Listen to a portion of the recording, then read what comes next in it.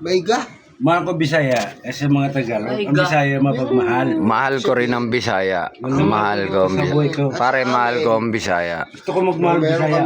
Lalong-lalo partido ng misis ko at ang mga tita ko. Ayan, sa shoutout nga pala, taga Samar, mga tita ko, tito ko, si Tito Intabi Simar! Yo! Embati Simar! Ayun. Ang Bisaya kasi hindi ka lulukuhin, mamalin ka pa.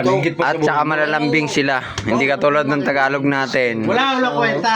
Tangina mo, gago. Sige, wala kaming kwenta. Artang nga to ah.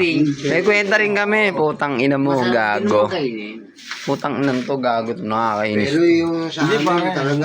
Ibig sabihin, wala kaming kwenta, Tagalog. May kwenta kayo. Sa mga babae ba? Wala ka buhay. Pati yan sa lokbang. Pero Ewan ko sa'yo, bahala ka na sa buhay mo. Yun na yun. Bahala na. Putang na, wala rin akong kwenta. Pero mahal na mahal ko ang Kabisayaan. Ganun pa lang. Bukod sa mga tita ko, mga tito ko, lola ko sa summer, syempre, andyan yung misis ko na sobrang Pero tayo. supportive sa akin na kahit ako'y pasaway. Yan.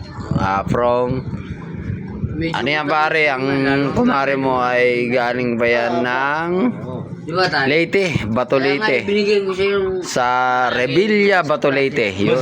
Bato Revilla, Leyte. Yun. Tay, sa'yo na to. Hindi masarap magmahal, mabait. Napakasarap.